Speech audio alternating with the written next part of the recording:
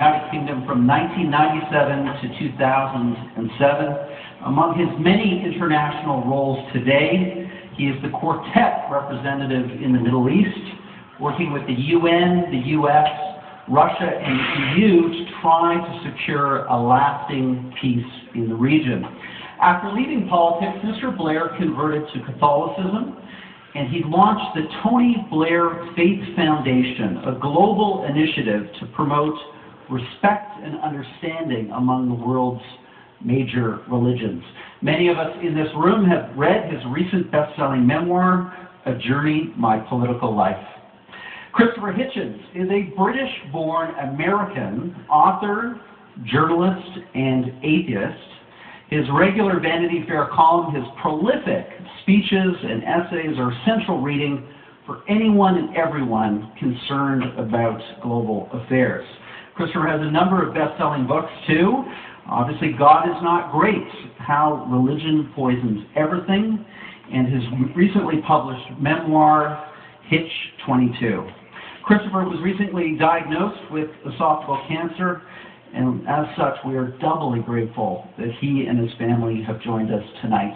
Ladies and gentlemen, your debaters.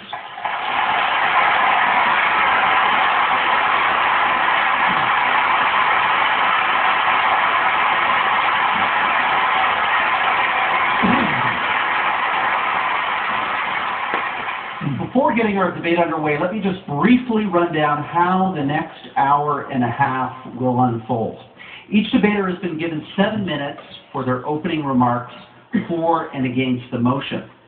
Next, Mr. Hitchens and Mr. Blair will confront each other head-on, so to speak, through 2 rounds of formal rebuttals. We'll then bring you, the audience, into this debate through written questions. All of you received a written question card. At any time in the debate, fill that out, pass it down the aisle for collection. I'll also be taking some questions from audience members on the stage, some of the younger audience members here. Those questions will be asked directly to Mr. Blair and Mr. Hitchens. We'll also be bringing in our online audience through a series of questions, too. The debate will conclude with short 5-minute closing statements and a second audience vote on the motion. But before I call on our debaters for their opening statements, let's find out how the 2,700 people in this audience voted as they came into the hall. We're going to get those numbers up on the screen now.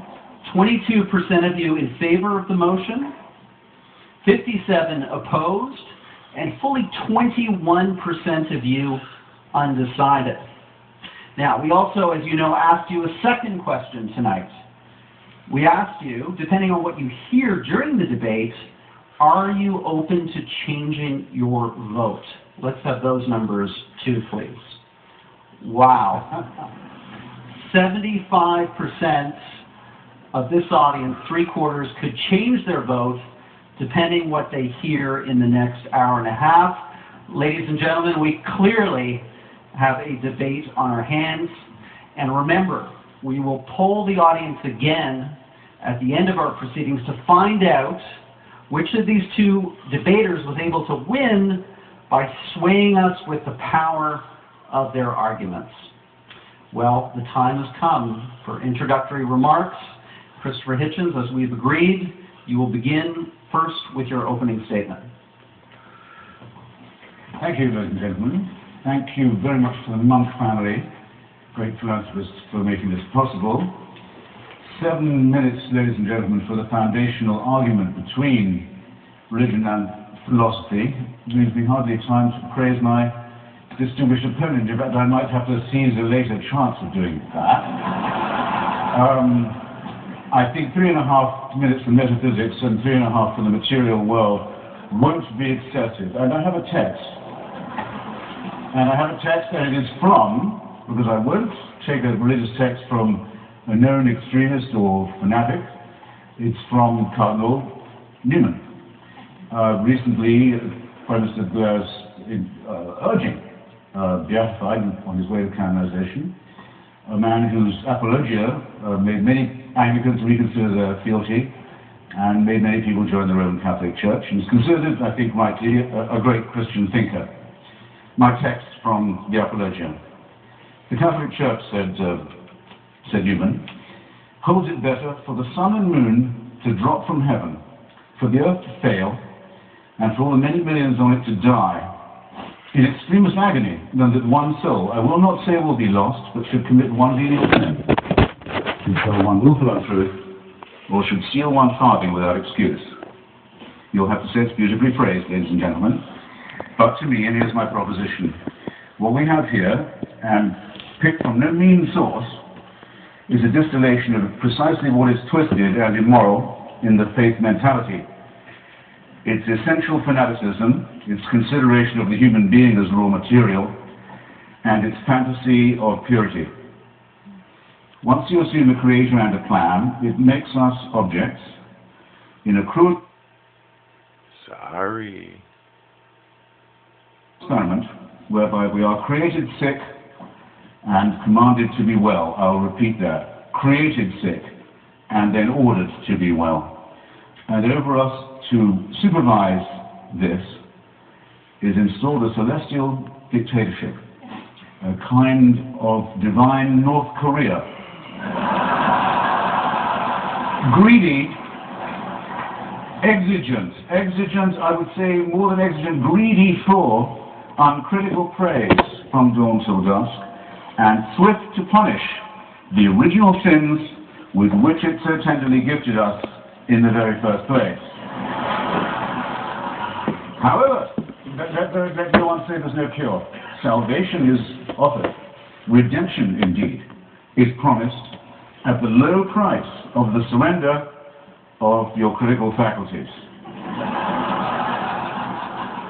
Religion, it might be said, must be said, would have to admit, makes extraordinary claims, but though I would maintain that extraordinary claims require extraordinary evidence, rather daringly provides not even ordinary evidence for its extraordinary supernatural claims. Therefore, we might begin by asking, and I'm asking my opponent as well as you when you consider your voting, is it good for the world to appeal to our credulity and not to our skepticism? Is it good for the world to worship a deity that takes sides in wars and human affairs? To appeal to our fear and to our guilt, is it good for the world? To our terror of death, is it good to appeal? To preach guilt and shame about the sexual act and the sexual relationship, is this good for the world? And asking yourself the while, are these really religious responsibilities, as I maintain they are? To terrify children with the image of hell and eternal punishment, not just of themselves, but of their parents and those they love. Perhaps worst of all, to consider women an inferior creation. Is that good for the world? And can you name me a religion that has not done that?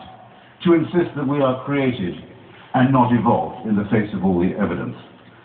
To say that certain books of legend and myth, man-made and primitive, are revealed, not man-made code. Religion forces nice people to do unkind things, and also makes intelligent people say stupid things. Handed a small baby for the first time, is it your first reaction to think, beautiful, almost perfect, now please hand me the sharp stone for its genitalia that I may do the work of the Lord? No. It is, as the great physicist Steven Weinberg has very aptly put it, in the ordinary moral universe, the good will do the best they can, the worst will do the worst they can. But if you want to make good people do wicked things, you'll need religion. Now, I've got now 1 minute and 57 seconds to say why I think this is very self-evident in our material world. Let me ask Tony again, because he's here, and because the place where he is seeking peace is the birthplace of monotheism. So you might think it was unusually filled with refulgence and love and peace. Everyone in the civilized world has roughly agreed, including the majority of Arabs and Jews and the international community, that there should be enough room for 2 states, for 2 peoples in the same land. I think we have a rough agreement on that. Why can't we get it? The UN can't get it, the US can't get it, the Quartet can't get it, the PLO can't get it, the Israeli Parliament can't get it. Why can't they get it? Because the parties of God have a veto on it.